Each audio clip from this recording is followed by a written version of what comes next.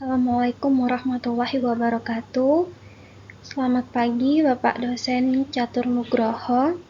Izinkan saya beserta teman-teman saya memperkenalkan diri untuk mempresentasikan jawaban UAS terkait mata kuliah Bisnis Big Data terkait data mining pada indikator ekonomi makro terkait studi kasus potensi pasar industri semen di Jawa Barat dengan pendekatan KRIPS DM. Untuk yang pertama mengenai latar belakang kasus, industri semen sangat dipengaruhi oleh siklus pembangunan, daya beli masyarakat, investasi, proyek infrastruktur, dan aktivitas konstruksi. Pada 2024, permintaan semen domestik Indonesia tercatat sebesar 64,90 juta ton dan turun sebesar 0,9% dibanding tahun sebelumnya. Semen kantong menyumbang sekitar 70% dari permintaan nasional. Dari kasus bisnis, perusahaan semen ingin menentukan wilayah Jawa Barat yang lebih prospektif untuk prioritas distribusi, pemasaran, dan perencanaan penjualan. Pendekatan data mining yang digunakan agar keputusan tidak hanya berdasarkan intuisi, tapi pola pada indikator ekonomi, makro, dan profil wilayah. Kemudian, terkait tujuan analisis dan pertanyaan bisnis. Ada 3 pertanyaan. Yang pertama yaitu terkait wilayah, yaitu adalah kabupaten atau kota mana yang memiliki karakter ekonomi yang paling mendukung untuk pasar semen. Kemudian ada faktor, yaitu indikator makro yang membedakan potensi pasar antar wilayah. Kemudian ada pertanyaan ketiga, yaitu dari aksi bisnis, yaitu mengenai bagaimana hasil pengelompokan diterjemahkan menjadi strategi.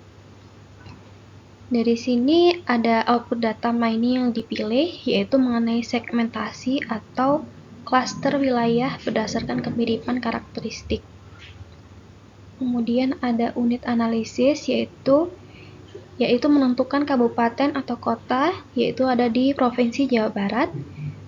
Dan manfaatnya adalah dapat menentukan prioritas pasar, diferensiasi strategi semen kantong, dan berlawanan dengan curahnya bagaimana, dan dasar evaluasi ekspansi distribusi.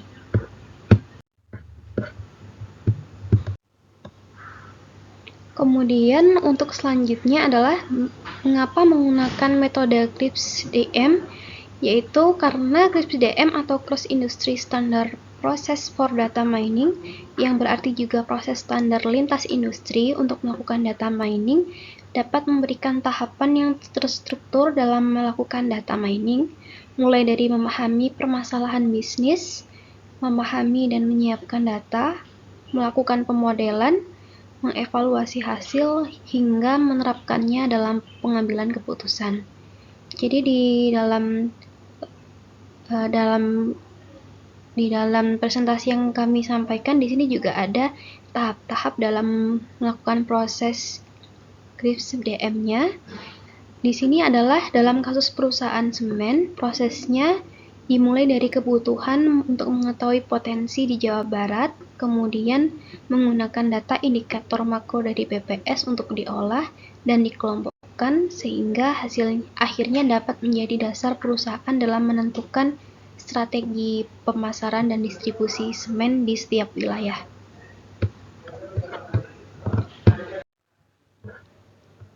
Kemudian untuk selanjutnya terkait data understanding berdasarkan data BPS 2024 Provinsi Jawa Barat ya.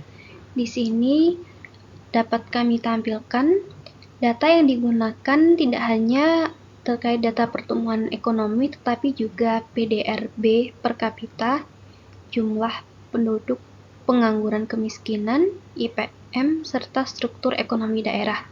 Indikator tersebut dipilih karena memberikan gambaran mengenai kondisi ekonomi, daya beli, jumlah pasar potensial, serta aktivitas pembangunan di masing-masing wilayah. Di sini kami tampilkan ada pertumbuhan di 2024 terkait ekonomi di Jawa Barat sebesar 4,95%, Kemudian di sini adalah IPM 2024, yaitu atau yang bisa disebut Indeks Pembangunan Manusia sebesar 74,92, yakni ini hasilnya adalah maksudnya naik dari 74,24 pada tahun sebelumnya. Kemudian di sini ada data juga terkait TPT AGS 2024. TPT di sini maksudnya adalah tingkat pengangguran terbuka, yaitu sebesar 6,75%, yaitu adalah turun 0,69 poin dari jumlah angkatan kerja dibandingkan Agustus 2023 atau tahun sebelumnya.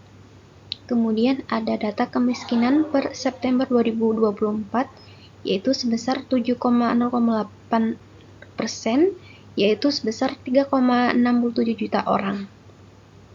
Maksudnya adalah penduduk miskin di Jawa Barat per September 2024 yaitu 3,67 juta orang. Dalam jumlah tersebut merupakan 0,8% dari total penduduk Jawa Barat. Kemudian di sini kami tampilkan juga mengenai karakterisasi makro Provinsi Jawa Barat berdasarkan pertumbuhan ekonomi, TPT-nya, kemudian tingkat kemiskinannya. Di sini kami sampaikan bahwa ekonomi Jawa Barat tetap tumbuh 4,95% pada 2024 meski sedikit melambat sebesar 5% daripada tahun 2023. Kemudian industri pengolahan dan menjadi sumber pertumbuhan terbesar dengan andil 1,51 poin persentase. Kemudian di TPT dan kemiskinan masih menjadi indikator penting untuk membaca daya beli dan kualitas pasar. Kemudian implikasinya terhadap pasar semen yaitu cukup memberikan pertumbuhan ekonomi positif, dan tetapi strategi harus berbeda antar wilayah karena kemampuan ekonomi dan struktur wilayahnya yang tidak seragam. Lalu yang keenam ada data preparation. Nah, di sini pada tahap data preparation sebagai contoh ilustrasi data BPS dari setiap kabupaten dan kota di Jawa Barat terlebih dahulu digabungkan dalam satu dataset, kemudian dilakukan pembersihan agar data yang digunakan konsisten dan tidak ada data kosong atau perbedaan satuan. Setelah itu, data normalisasi karena setiap indikator memiliki skala yang berbeda, lalu dipilih variabel yang relevan seperti pertumbuhan ekonomi, IPM, TPT, kemiskinan, PDRB, jumlah penduduk, dan sektor konstruksi. Hasil akhirnya adalah satu tabel yang setiap barisnya mewakili satu kabupaten atau kota, sehingga data tersebut sudah siap digunakan pada tahap data mining untuk mengelompokkan wilayah berdasarkan karakteristik ekonominya. Sebagai contoh, dataset Kota Depok.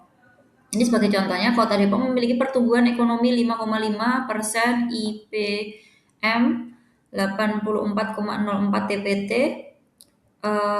6,52% untuk persentase penduduk miskin, dan untuk penduduk miskin itu 2,31%. Data seperti ini kemudian diseragamkan dan disiapkan untuk proses data mining agar setiap wilayah dapat dibandingkan dan dikelompokkan berdasarkan karakteristik ekonominya. Nah, ini contohnya seperti ini. Lalu untuk yang ketujuh, modeling, clustering karakter wilayah, metode, contoh, K-means cluster untuk mengelompokkan kabupaten kota yang memiliki karakteristik ekonomi serupa. Jumlah cluster ditentukan dengan evaluasi seperti Elbow method atau Silhouette score. Clustering tidak langsung mengatakan penjualan semen pasti tinggi. Model berfungsi sebagai alat segmentasi untuk menemukan pola wilayah. Nah, ini clustering 1. Potensinya tinggi. Lalu klaster 2 potensinya menengah, klaster 3 perlu pendekatan khusus seperti itu. Untuk klaster potensi tinggi, PDRB atau per kapita relatif tinggi, penduduk besar atau padat, aktivitas industri dan konstruksi kuat, prioritas distribusi dan key account. Untuk klaster potensi menengah, pertumbuhan cukup baik, pasar rumah tangga masih penting, promosi dan jaringan retail diperkuat, pantau proyek pembangunan baru. Untuk klaster pendekatan khusus, daya beli relatif lebih terbatas, kemiskinan atau TPT dapat lebih tinggi, terus fokus efisiensi distribusi produk dan kanal disesuaikan kebutuhan.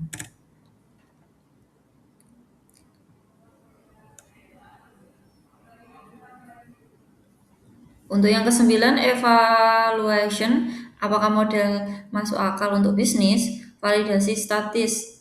Cluster cukup terpisah dan stabil ketika parameter berubah. Validasi bisnis, hasil dibandingkan dengan data internal perusahaan seperti volume penjualan, jaringan distributor, proyek konstruksi, dan biaya logistik.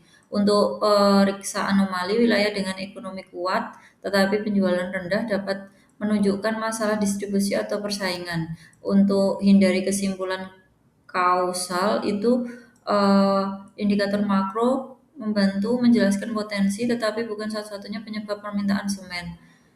Untuk model perlu diperbarui secara periodik karena kondisi ekonomi, pembangunan, dan daya beli berubah. Untuk validasi itu perlu statistik plus bisnis dan resiko itu bias data ya di sini ya. Untuk deployment dari insight menjadi keputusan berdasarkan 4 data BPS makro, klaster wilayah, data penjualan, strategi pemasaran. Kita mendapat deployment yang pertama, dashboard segmentasi kabupaten atau kota Jawa Barat untuk tim sales dan distribusi. Kedua, menentukan prioritas wilayah untuk distributor, gudang, promosi, dan kunjungan sales. Yang ketiga, memberikan strategi produk, semen kantong untuk pasar retail atau rumah tangga, dan semen curah untuk proyek infrastruktur. Yang keempat, menggabungkan data BPS dengan data internal penjual agar prediksi permintaan semakin akurat. Yang kelima, monitoring triwulan atau tahunan untuk melihat perpindahan karakter wilayah dan perubahan potensi pasar. Kesimpulannya, yang pertama, data mining membantu perusahaan segmen mengubah indikator ekonomi makro menjadi segmentasi wilayah yang lebih mudah ditindaklanjuti. Yang kedua, Eclipse DM cocok dengan proses analisis dimulai dari kebutuhan bisnis dan berakhir pada implementasi, bukan berhenti pada pembuatan model. Yang ketiga, Jawa Barat memiliki ekonomi yang besar dan tetap tumbuh, tapi karakter pembangunan kota atau kabupaten berbeda sehingga strategi pasar tidak seharusnya seragam. Yang keempat, nilai terbesar muncul ketika data BPS digabungkan dengan data internal perusahaan, penjualan, distributor, proyek, harga, dan logistik. Pada intinya, big data bukan sekedar banyak data, yang penting adalah bagaimana data menghasilkan keputusan bisnis. Ini untuk referensi data, sekian dari saya, ini kelompok kami, terima kasih.